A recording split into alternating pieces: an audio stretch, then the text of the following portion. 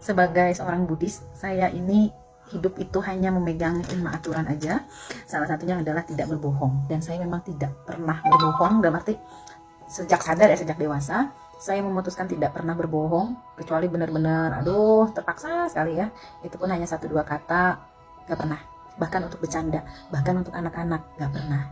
Karena pada prinsipnya, saya itu selalu punya opsi untuk silent, untuk diam, untuk tidak menjawab. Saya selalu berani untuk tidak menjawab pertanyaan orang dan biarkan orang itu memiliki asumsi dia sendiri. Ini buat saya sangat penting ya. Kenapa saya bagi ini dengan teman-teman? Karena saya ini mengelola sebuah WhatsApp group yang isinya secara sukarela ya, yang isinya beberapa anak-anak remaja ya, anak-anak kecil kelas 6 sekarang kelas 7. Mereka banyak sekali bercerita tentang perasaan mereka. Di grup itu memang tempat curhat dan sambatnya mereka, dan saya memfasilitasi grup itu.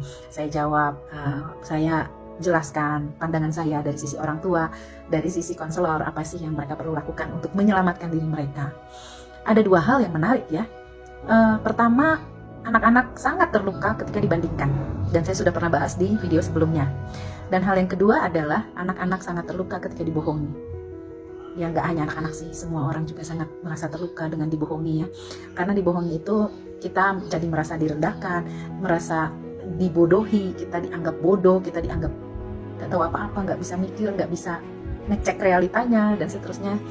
Dan kita juga jadi merasa apa? Kalau dibohongi itu rasanya apa? Jadi janganlah berbohong.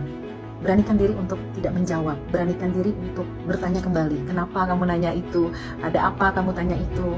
Ya, saya tidak pernah berbohong. Bahkan ketika anak saya minta es krim di saat dia sakit, kalau memang ada es krim saya akan bilang ada, tapi saya tidak kasih kamu. Atau apapun itu, saya tidak pernah bohong. Hal sekecil apapun, dengan anak bayi bahkan saya tidak pernah bohong. Dan itu sangat penting ya teman-teman.